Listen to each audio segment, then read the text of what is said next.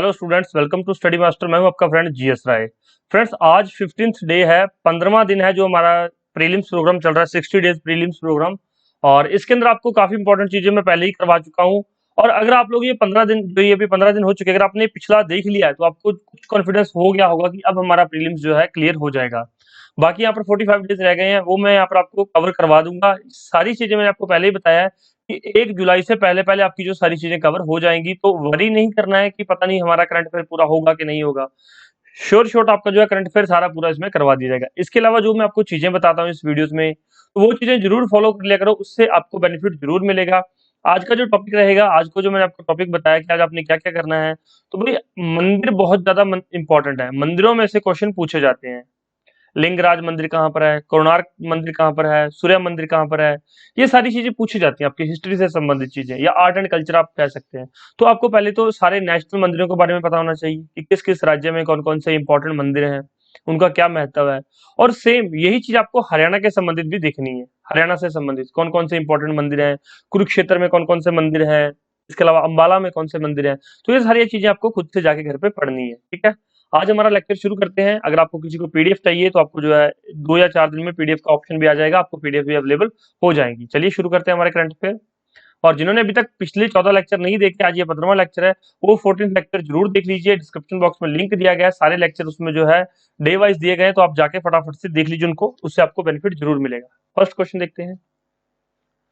Who has been honored with the prestigious Templeton Prize awarded to the individual whose life work embodies a fusion of science and spirituality? तो किस व्यक्ति को प्रतिष्ठित Templeton पुरस्कार से सम्मानित किया गया है जिनके जीवन का काम विज्ञान और आध्यात्मिकता का मिश्रण है? तो किसको दिया गया ये? फ्रैंक विल्जेक को। किसको दिया गया ये टेम्पल्टन प्राइज? टेम्पल्टन पुरस्कार किसको दिया गया ये? फ्रैंक विल्जेक को। नेक्स्ट क्वेश्चन देखिए। Who has been named as the ICC Men's Player of Month of April?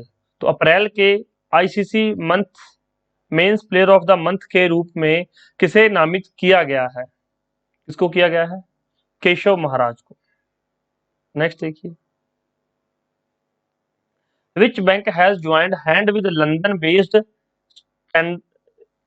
Santander UK PLC in a pact aimed at facilitating the banking requirement of corporates operating across the both countries?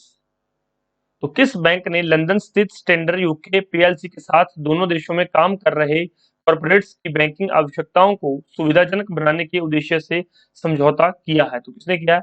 ICICI bank.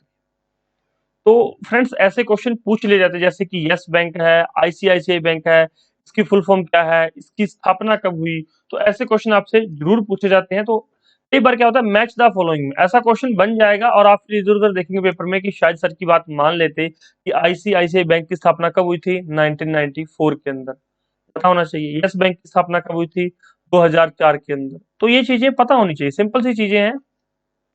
RBL bank, federal bank में पहले ही आपको ये सारी चीजें करवा चुका हूं। पिछले लेक्चर्स देख लीजिए, उससे आपको क्या है, सारी चीजें क्लियर हो जाएंगी। अब देखो, जैसे जैसे हम आगे बढ़ते जा रहे हैं तो आपका जो लेक्चर है और लंबा होता जाएगा। अगर मैं पीछे वाली सारी चीजें आपको रिवाइज करवाने लग जाऊं, एक एक चीज अगर मैं आपको करवाऊं, तो जो पहले करवाई हुई है वो मैं छोड़ रहा हूं, वो आप लोग पीछे वाले लेक्चर्स में खुद जाके रिवाइज कर लीजिए।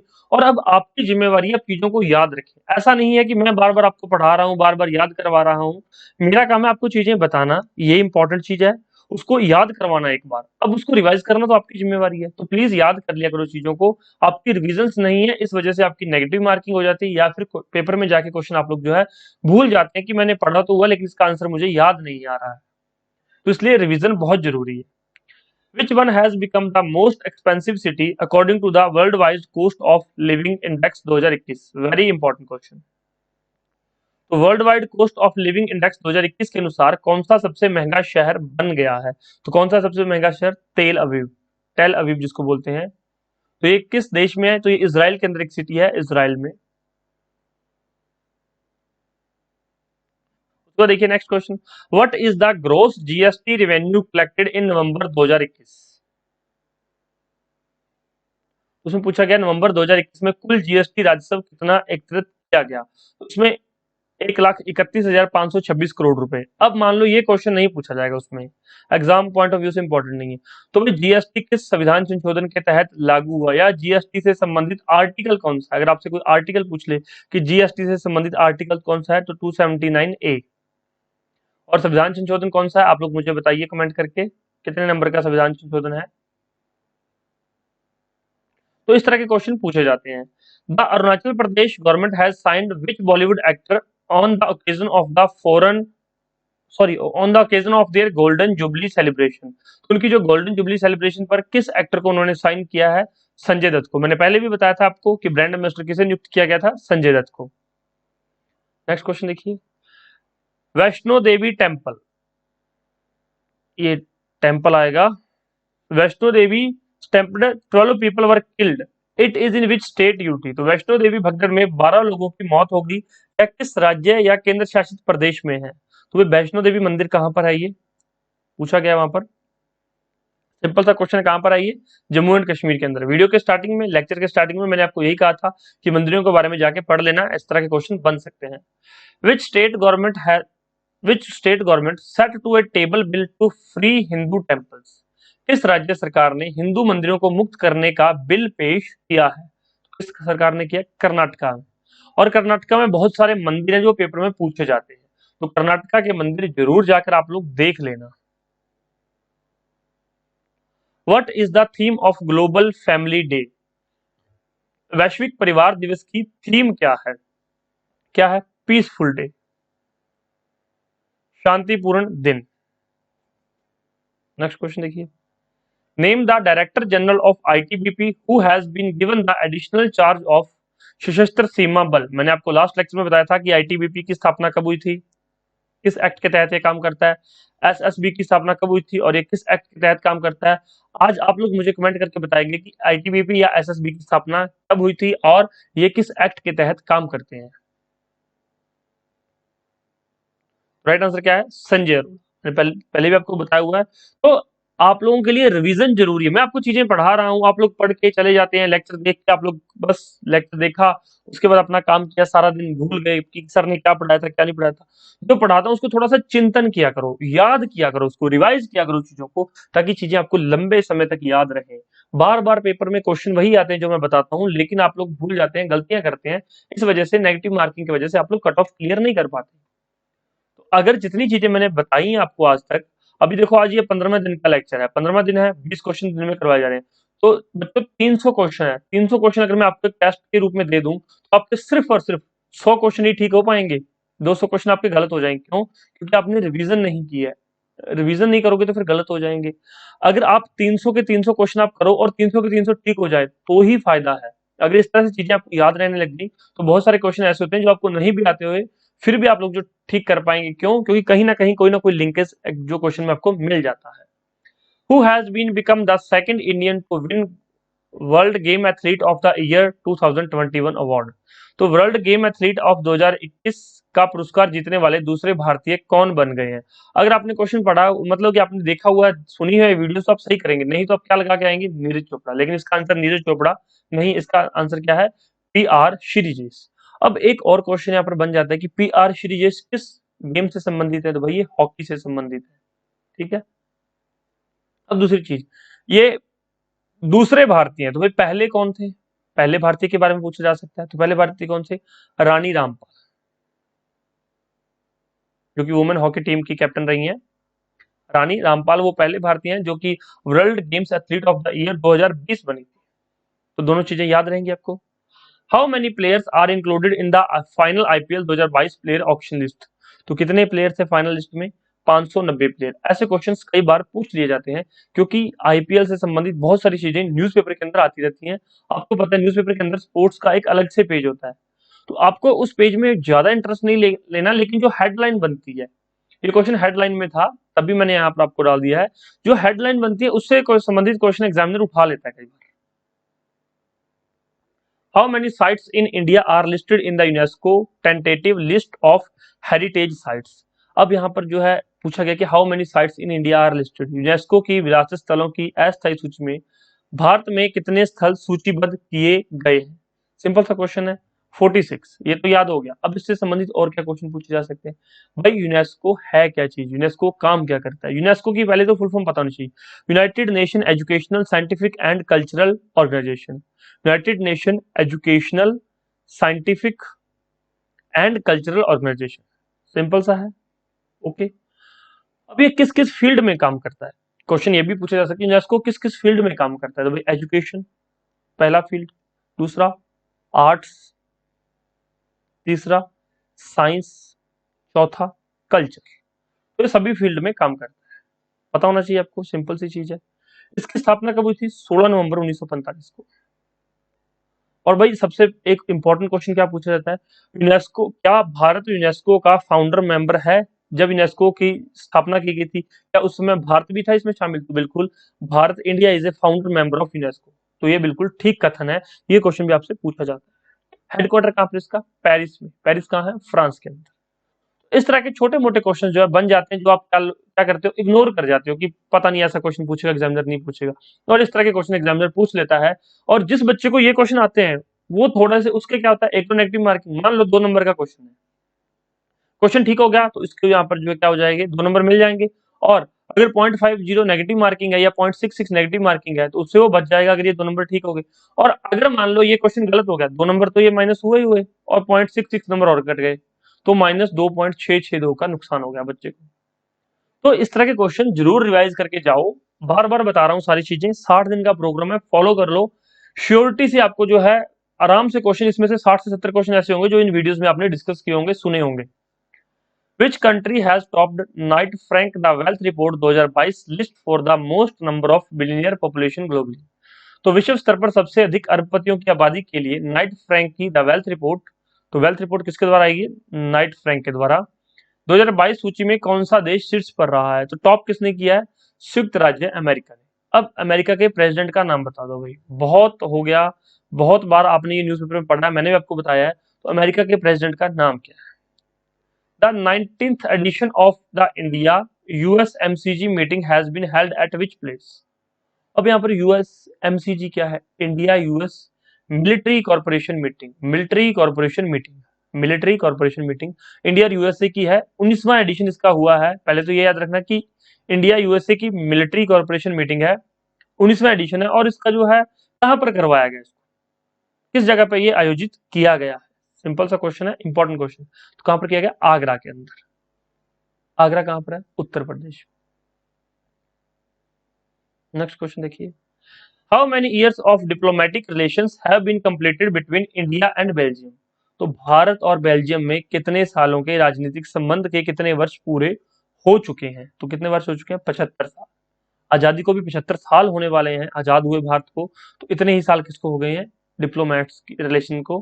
किसके साथ? बेल्जियम के साथ। ऐसे क्वेश्चन पूछ लिए जाते हैं। बेल्जियम की कैपिटल क्या है? ब्रुसेल्स।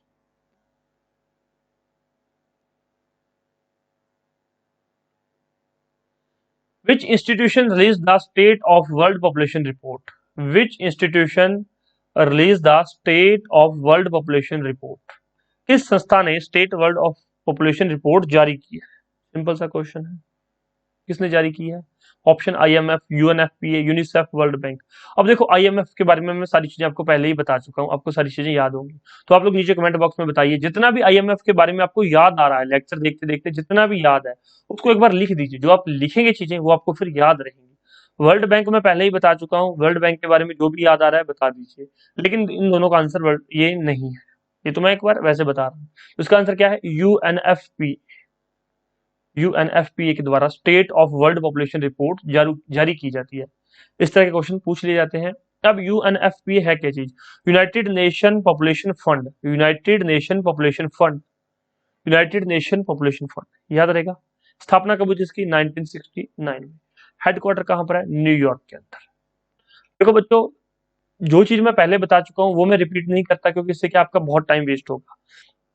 ठीक, जो नए बच्चे हैं वो शायद सोच रहे हो कि सर बताते नहीं चीजों को। बच्चों पुराने लेक्चर्स देखो, 14 दिन हो चुके हैं पीछे, वो 14 लेक्चर्स हो चुके हैं, वो 14 लेक्चर देखो, डिस्क्रिप्शन बॉक्स में लिंक दिया गया है, फ्री लेक्चर्स हैं, जाके देखो, उनको असेस करो, सारी चीजें। वर्ल्ड बैंक के बारे में मैंने एक एक चीज बताई हुई है, आईएमएफ के बारे में एक एक चीज बताई हुई है, और बहुत अच्छे से बताई है, ताकि पेपर में किस तरह से क्वेश्चन पूछे जाते हैं। आज यूएनएफ और यूनिसेफ के बारे में बताएंगे। अगर आईएमएफ और वर्ल्ड बैंक बार बार पढ़ाता रहूंगा तो जो नेक्स्ट क्वेश्चन पूछे जाएंगे उनका फिर क्या करोगे आप लोग।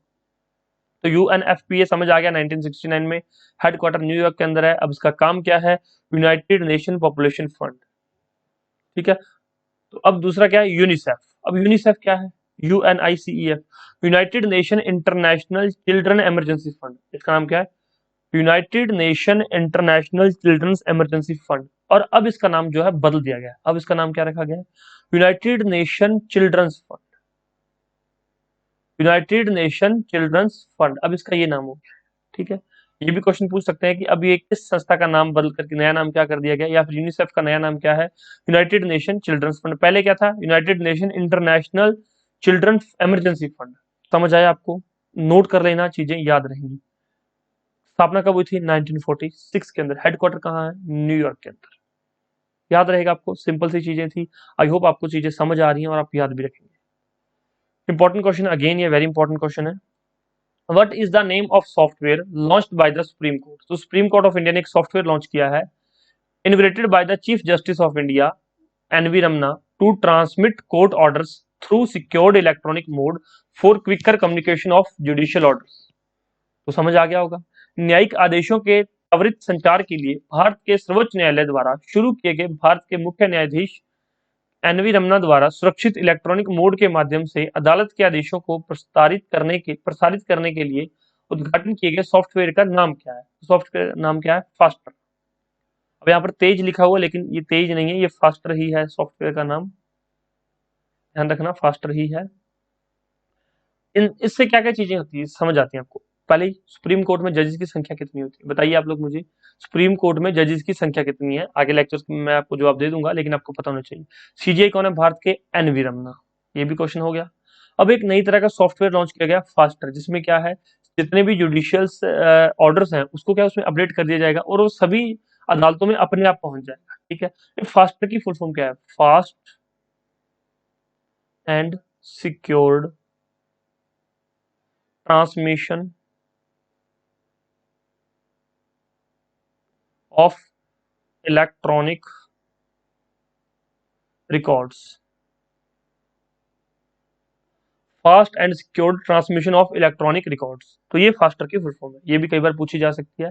फास्टर का संबंधित किससे है, सुप्रीम कोर्ट से, याद रहेगा आपको। In which place France has conducted the 20th edition of bilateral naval exercise Varuna 2022। इससे पहले एक मिलन एक्सरसाइज हुई थी, मिलन 2022, वो भी याद रख लेना, और एक वरुणा 22। तो फ्रांस ने किस स्थान पर द्विपक्षीय नौसैनिक अभ्यास वरुण 2022 का 20वां संस्करण आयोजित किया है, तो कहां पर किया है, अरेबियन सी में, अरेबियन सी के अंदर, वरुणा 2022। तो मिलन 2022 के बारे में खुद पढ़ लेना। Which regulatory body launch the ideathon named Manthan. किस नियामक निकाय ने मंथन नाम से आइडिथॉन लॉन्च किया है। तो अब मंथन किसने लॉन्च किया है, सेबी ने, security and exchange board of India. SEBI पता है आपको, पहले बहुत बार बता चुका हूँ, नाबार्ड के बारे में बहुत बार पहले बता चुका हूँ, आरबीआई के बारे में सारी चीजें बताई, आरडीएआई के बारे में सारी चीजें बताई है। तो आप लोग नीचे कमेंट करके बताओ कि कितनी चीजें आपको याद है, क्योंकि जब तक आप लोग याद नहीं करेंगे तब तक बात नहीं बनेगी, ठीक है। और कोई डाउट हो तो पूछ लीजिए। इसके अलावा हमारे पास क्वेश्चन बैंक, टेस्ट की सारी चीजें अवेलेबल है, स्टडी मटेरियल अवेलेबल है। अगर आप लोग एचसीएस की तैयारी कर रहे हैं और आपने अभी तक तैयारी शुरू नहीं की है, या फिर आपको लगता है कि आपकी तैयारी अप टू द मार्क नहीं है, तो आप हेल्प ले सकते हैं हमारे स्टडी मटेरियल की, टेस्ट सीरीज की और क्वेश्चन बैंक की, ठीक है। कोई डाउट हो तो पूछ लीजिए, हमारे फोन नंबर स्क्रीन पर शो हो रहे हैं, आप इन पर व्हाट्सअप करके भी सारी डिटेल पूछ सकते हैं, 9896160946। चलिए मिलते हैं नेक्स्ट लेक्चर में, धन्यवाद।